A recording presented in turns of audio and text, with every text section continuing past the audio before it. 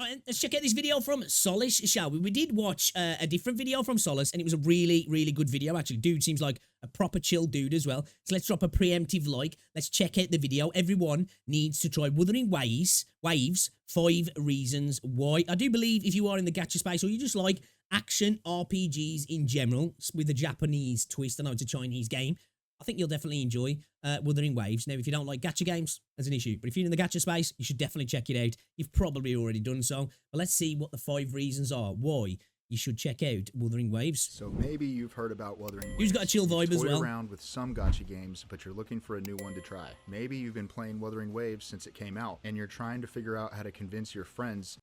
And as well, if you have checked out Wuthering Waves and you haven't played Kuro's other title, Punishing Grey Raven, do it. Game is fire. Now, it's definitely, when you first start off, it's not as polished. Well, no, I don't want to use the word polished. It's 5 years old. It was designed for mobile. It's now available on PC. Combat's sick, though. You should check it out. To give it a try with you. Well, if that's you, go ahead and send this video to your friends. And in either case, stick around, because I'm about to get into my top 5 reasons why you should download the game and give it a try. But first, if you're new to my channel, hey, thanks for... Alright, before we get into it, for me, visuals, top tier. World, top tier. Combat, one of the best in the space. I think Kuro do it the best. PGR and Wuthering Waves for me are probably... I'm really liking the combat in Aether Gazer, though, I'm not going to lie. But I think Wuthering Waves and PGR are the 2 best action combat games in the space, personally. So that's definitely a reason for me. Waifus, top tier. Decent gacha system. Really good devs. Listen, transparent, responsive. Yeah, those are all things for me that are definitely reasons to check this game out. For stopping by. My name is Solace. I make videos on gacha games, news, guides, just whatever I feel like making, which admittedly is mostly Wuthering Waves content right now. But if that sounds like your cup of tea, please consider hitting the subscribe button. I would greatly appreciate it. Now, let's get right into today's video. The first and arguably most important reason that you should give Wuthering Waves a chance is that the new player experience for a gacha game is top tier. True. Now, there's a lot packed into that stuff. Apart from the story at the start, you might not have much enjoyment with it. We've got to be truthful. Story has its ups and downs. Definitely gets better. Towards the end of 1.0 as well, in my opinion, was really enjoyable. 1.1, class. 1.3 wasn't as good as 1.1 personally for me. But yeah, man, the story's definitely been improving. Voice acting's been getting better and better as well. But it has got a great new player experience, if I'm honest. But essentially, what it boils down to is how generous the developers, Kuro Games, have been to the player base since the launch of the game. There is no worse feeling than getting excited for a gacha game, and then you get really into it for a couple of hours, you're having a great time, and then all of a sudden, it comes time for you to get your first 5-star or SSR character. And then you get a character that you don't like, or a character that you're not interested in at all. At that point, you have 3 choices. First, you can re-roll your account, and that always sucks. I almost never do this. Second, you can decide to... I never do as well. I've never re-rolled on a gacha game, actually. Well, I suppose that's a lie. Reverse 1999, I've now got a Steam version of the game because I did initially download it, played it for about an hour, and then, like, I just haven't played it since. Not because the game's bad, but I just didn't get around to playing it again. So I kind of technically have done with that. And I guess maybe Brown does too, because I've got it on PC now, and I've got a separate account, although I haven't started playing it yet, to the one on mobile. So I guess that's technically a re-roll. But yeah, man, I've never done it. But yes, character selectors, all games should have them, I think, at the start. Push and grind, either using or not using the 5-star character that you got, until you have enough currency to get a character that you do want. And your third option is to bust out the old credit card and... No, God! No, God, please, no! Swipity swipe until you get something that you do want. That is not recommended, and it almost never comes cheap. If you've ever been in that situation, I think you're in good company, because I think most of us probably have. But in Wuthering Waves, that problem literally just doesn't exist. The developers... Yeah, it does feel like sometimes Kuro are like, hey, look, we just don't want your money. give you access to 3, yes, you heard that correctly, 3 5-star characters from the standard banner, 2 of which are of your choice. One of those is available immediately at the beginning of the game via your in-game mail. A second one will be available to you after playing the game for just a few hours. Now, to be fair, that one will be RNG from the standard banner. And the third one, which you also get to choose, is available after pulling on the beginner banner 80 times, or before 80 if you get lucky. And with all the free pulls that you get at the beginning of the game, it Yep. won't be terribly long before you're able to get that one. So basically, No time from at the all, very actually. beginning of the game, you get to play with characters that you want to play with, and you aren't just stuck if you Yeah, it's a good point, actually. Definitely. I think this is one thing that they do well. You can choose, you can curate your account quite decently, can't you, from the start of the game? A lot better than most.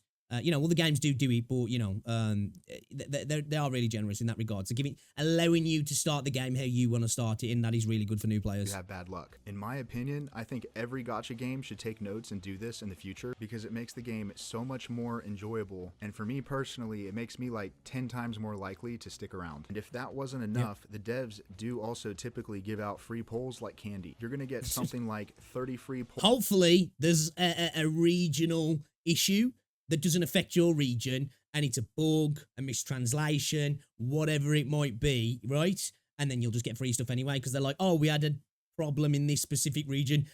Everybody gets free pulls. It's like, it's nice. Pulls from your first day or two of playing. Now, this leads me into my second point, which is the character and weapon banners. Hard pity for the standard and limited character banners is at 80 pulls. That's 10 less than most of Wuthering Waves competitors, which is typically 90 pulls for hard pity. This contributes significantly to you getting more 5 The guarantee weapon as well. It's such a massive factor in the game. And I'd argue that if they didn't have a guarantee, their revenue would be up drastically as well. And I'm not even mad about it. I'll take it all day. Like at the end of the day, as long as the game's getting by, I don't care about the revenue. Give me that guaranteed weapon all day, baby. star characters than you usually would in any of these other games. Now, you still have the 50-50 to deal with, but I don't think that mechanic is going away anytime soon in any gacha game. But here's the biggest thing about the Wuthering Waves. You remove the 50-50, it's not a gacha game anymore, really, is it? You know what I mean? You're not gambling. You're just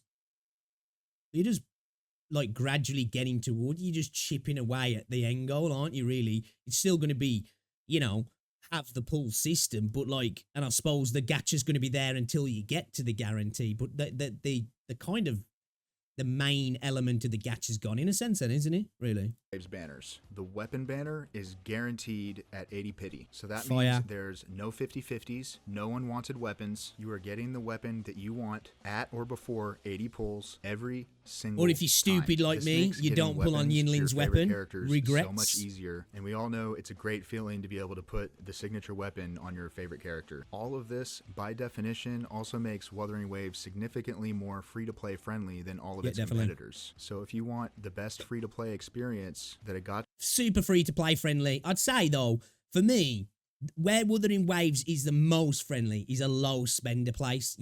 I feel like if you're a low spender, you're getting a really good deal. Now, of course, if you're free to play, you're getting the best deal because you're not spending money. But as somebody who spends a little bit of money on Wuthering Waves, trust me, I'm a low spender, and I've spent a little bit of money on Genshin and Star Rail.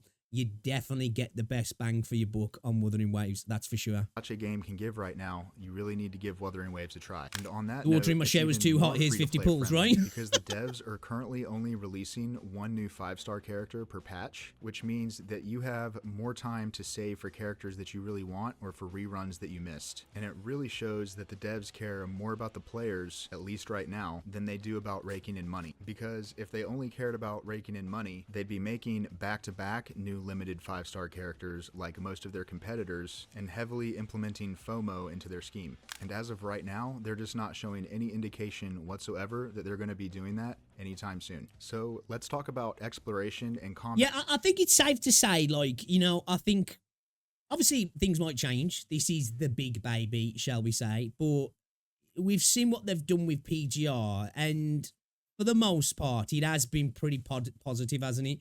They have got the more whale-centric stuff, but yeah, I think, we can't guarantee, like some other creators have said, the stuff that's the best in slot at the moment in the space is always going to be like that. That's just silly and naive. We don't know what's going to happen in the future, but I'm quite confident that we're going to have this continuation of not just generosity, but like consumer friendly practices from Kuro. I hope so anyway. That next, which I'm going to lump into one category, starting with exploration first. So the world exploration in Wuthering Waves is simply some of the best world exploration that I've experienced in a gacha game to date. Yep. Getting around is easy and fun. There's no... People got me a little bit mistaken when I was talking about this before when we reacted to the Saint Tontas video in terms of traversal. I was saying that Terror of Fantasy has way more options. It just does. There's no argument. Now, if you're going to break it down to individual mechanics, are the better? That's a conversation because I think Wuthering Waves is far more polished and has way higher quality. But that game definitely has more options. But in terms of, you know, the actual best world to explore and how it feels while you're doing it, I agree with that. Stamina bar when you're sprinting, and you can run up walls. Now, to be fair, I might this have thought part that of the story was silly in the so past, fucking but fire. After trying it for yourself, you'll never want to go back. I feel like Kuro were really showing off as well with this in terms of their loading. Don't you remember when Ratchet and Clank came out on the PS5 and Sony made a big deal of, like, you know, where you went through the portals, like the fractures, and they were like, oh Lord, this is how good our SSDs, look at what we can do. Kuro were doing this shit on mobile phones and obviously on PC as well, but it's just like, dudes, like, I feel like they were flexing on us a little bit with those missions, if I'm honest, you know, when you were going through the portals. That's all, I was like, dude, this is developers flexing here, this is. There's also a grapple with conveniently located grapple points. They've got some seriously talented people working at Kuro. Around more quickly. The world is just absolutely stunning, especially Huanlan and the Black Shores, which are the two new areas that have been added since launch. They've just been absolutely stunning and a joy to look at. Like, if I was one of those people that really enjoyed... You know, when you finish the mission and, you know, when you end up on the beach, just after you've spoke to Shorekeeper, I had to take a bunch of screenshots, you know, where like the sun was setting. I was just like, holy shit, dude, this game is so freaking pretty. It's just mind-boggling. Again, this is why I say Wuthering Waves is not a mobile game. It just happens to have a mobile client, you know, like where most of the gacha games are, you know, they're you know, things like Genshin, obviously good on console and on PC. But, you know, you can definitely still see the mobile DNA. Apart from the mechanics in the game, everything else in this game in terms of quality for me just does not scream mobile at all. They just happen to have a mobile client. Getting into photo modes, I would probably be sitting around all day taking screenshots. So hey, if that's you, you're in for a good time. There are plenty of chests and puzzles in the world for you to discover and explore for those of you who are into that. And most, if not all of the stuff that you find out in the world is useful for crafting and cooking. And cooking in this game is actually OP as hell, so you're going to want to collect all the stuff that you see when you're running I need to get my my cooking skill up. Wuthering Waves, for me personally, has the most engaging and challenging combat system of any gacha game to date. For some, this might be a turnoff, and that's completely understandable. You can have 3 characters on any given team. When I first started the game, I thought that this might be problematic because I was used to other games like Genshin Impact and Honkai Star Rail, where the norm is to have 4 characters on a team. But oh, how very wrong I was. The depth of I admit, I thought the same when I first knew that it was 3 characters. I was like, oh, is this gonna like reduce the enjoyment of the game? Nope. Again, for me, best combat in the space, in my opinion, probably closely followed by PGR. I've only dabbled a little bit, a very small amount, but what I've dabbled in, the combat in Aether Gazer seems very nice as well. You know, I don't even think people hate it when I mention it. The combat in Terror of Fantasy was pretty decent as well, if I'm honest. Not as good, but, you know, it was all right, man. It was all right. And Genshin's is good, but I'm just not a fan of the systems in Genshin. I definitely prefer the combat quality in something like PGR and Wuthering Waves as well. Of each character's kit and the levels of complexity to the combat completely nulls out so much any nuance. concern that you might have about that, believe me. Believe it! Every character has an intro and outro skill. There are dodges and counterattacks, and nuances to each character's kit such that there isn't really a limit to the skill ceiling that you can reach. Basically, the skill expression that you can have in this game is unreal. That being said, it is beginner-friendly in the sense that it's easy to pick up, but difficult to master. That's one thing I like about WoW. You know, the story content's pretty vanilla, super easy to get through. You're not going to have any troubles, and then we have the Terror of Adversity and the holograms where there's a little bit more difficult content, and some of the events where it's a little bit more difficult, a little bit easier, but a little bit more difficult. This is, again, I want to see more of that sort of end-game content. I like that, though. Some gacha games do cock-block you through the story. You'll be going along, and then, bam, you hit a brick wall, and you just checked. You just stat-checked. I like that Wuthering Waves doesn't really do that in the story. You can just clear the content, build up your characters, don't have to go mental. You can get through majority of the content pretty easy, and then you've got the more hardcore stuff if you want to choose to do it, don't you? And I really like that, actually. We'll be able to get through the majority of the content in the game with just a basic understanding of the mechanics. So in that way, It's great for people who are just story enjoyers who just want to go get through the main content. But it also caters very much to hardcore and challenge-seeking players as well. If you want to get sweaty, you absolutely can. And where you're going to get sweaty the most, if you want to, is in the next topic on my list, which is the endgame content. Right now, there are 3 modes of endgame content in Wuthering Waves. Yeah, it feels a little bit more casual as well. Months, I fully expect there to be more endgame added in the future, but for right now, these 3 modes are what we've got. The Tower of Adversity is the first mode, and it's similar in concept to Genshin Impact's Spiral Abyss. There are 3 different stages to it, and in order to get all of the rewards and complete all 3 stages, you ideally need 3 fully built and strong teams in order to take on all the content. Some players are just now at the point where they're able to clear all 3 stages of the content, but I would say that most players who have been playing since launch are currently around the point where they can clear 2 of the stages, but not fully clear the 3rd and most difficult stage. Yeah, you definitely do kind of need 3 teams now, whereas before you just kind of needed a floating team, didn't you? You definitely do need 3 specific teams a little bit more now. Again, though, I just think the Tower of Adversity is mid. And as well, I know we are going to get better end-game content. We are, but I do want better end-game content. Now, that's not really a big deal right now. Yeah, I agree. I'd like to see a permanent Elusive Realms cycle, so there's plenty of time to continue building up your teams. For now, just do what you can and get the rewards that you can while you continue to build up your teams over time. The Tower of Adversity resets every 2 weeks, I believe, so you don't have to wait terribly long in between leveling your characters and making progress before you can give it another try. The next endgame mode is called... I tell you what I'd like to see. I'd like to see a couple of tiers of endgame content. I'd like to see an endgame content that's a daily reset, you know? It doesn't have to be anything massive. It just works like a daily, basically. You know, you can clear it in a couple of minutes, but it resets on a daily basis. I'd like to see something like that. I'd like to see a weekly kind of content that every week it resets and we can go through it and there's a little bit more. It doesn't just take half an hour to do and you're done. It's not just a stat check. There's a little bit more to it, you know? But it's got a reset to it, you know? And you can potentially maybe...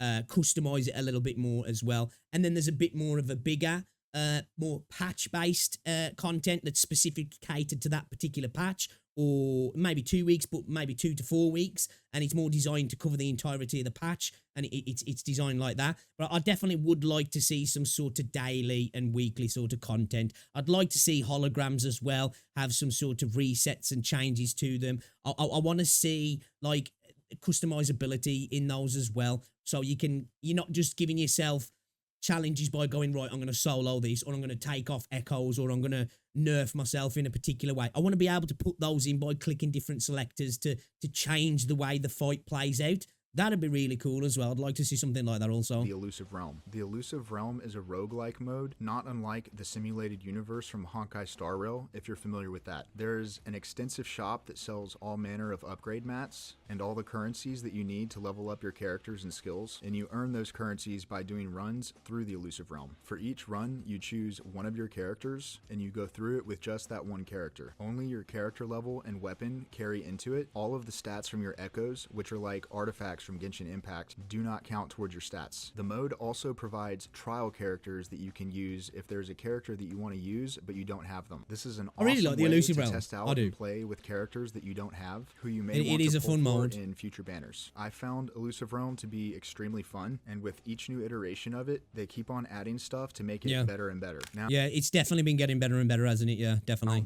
What we've got now, well, the last one compared to the first one, are the hologram bosses. This is my personal favorite activity to do in the game, but it's definitely also where you're going to get the sweatiest. Hologram bosses are super beefed up versions of some of the regular bosses from the game. Each of them comes with 6 levels of difficulty, with each difficulty giving you better... This is definitely, once you get to like 4, 5, and 6, your first times playing them, you'll be like, oh, okay, Kuro, all right. You know, you might eat a little bit of humble pie the first times you check them. You're going to find that you're going to get your shit pushed in a couple of times. Rewards. If you have at least one well-built team and you can kind of blunder your way through playing with that team, you'll probably be able to brute force your way through the first 4 difficulty levels of any of the hologram bosses. But when you get to difficulty levels 5 and 6, it's time to look deep within and directly address any skill issues that you might have. The bosses hit really hard, sometimes hard enough to one-shot your characters. At these difficulties, you're going to need to start learning the boss's movesets to be able to dodge and counter them, have well-built teams,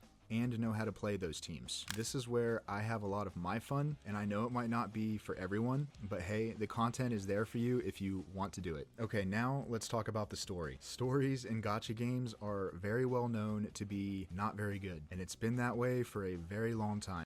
Right? I was watching a video the other day where a dude was talking about, I can't remember what game he was talking about, but saying how the story is good in a genre that's known for having good stories, and I was like, what? Wait, what? Since when has that become a thing? When has the gacha space been known for having good stories? No, I'm not saying there isn't games out there with good stories in the gacha space. But when I think of what comes along, you know, what's the first thing you think of when you think of gacha games? I don't go, top tier storytelling. It's definitely not the first thing that comes to mind. And I'm not here to tell you that Wuthering Waves has some groundbreaking story that's going to change the genre forever. But here's what I will say. First of all, for those of you who could care less about the story, the devs have had you in mind the entire time. The entire story is completely 100% skippable. That's right. If you don't feel like reading... Every game, not even just gacha games, that's got a story should have the option to skip. It doesn't mean that the devs know that their story's trash. That's why they're giving the option, because that's what people like to say. Kuro, no, the story's shit. That's why they're letting you skip. Genshin would never. You know, every game that has a story should allow you to do that. And the reason why is you could be doing a re-roll. You know, you could be playing through the game again. Do you really want to listen to the story again when you're just trying to get through content? Same with a story game. If you're on your 2nd or 3rd or 4th playthrough of a game, you know, and they're quite close together, the option to skip the story, it's a must, man. You know, I don't want to be sitting through cutscenes over and over again when I'm on my 5th playthrough of a game, especially if you're trying to get a trophy or do a particular challenge in a game. Like, yeah, man, it's must have. All games should have it. All games that have a heavy story emphasis should have a skip button. Or listening on to everything. Dialogue, on you everything. Simply do not have to. And in the most recent 1.3 patch update, they even added in a little feature that gives you a summary of everything that you missed. If you so people can skip that right after they've skipped the story. You can still get a gist of what's going on if you want to. Now, for those of you who do enjoy the story, well, I'm here to tell you that Wuthering Waves' story is actually pretty damn good, but I have to be completely honest with you guys. It's all right. It did not start out that way. I'd say that from the beginning up through about 1.4, it's definitely got better. The story was very weak, and the English voice acting was significant. Yeah, we forget, don't we? It's been a while now, man. Their voice acting at the start was pretty rough, wasn't he?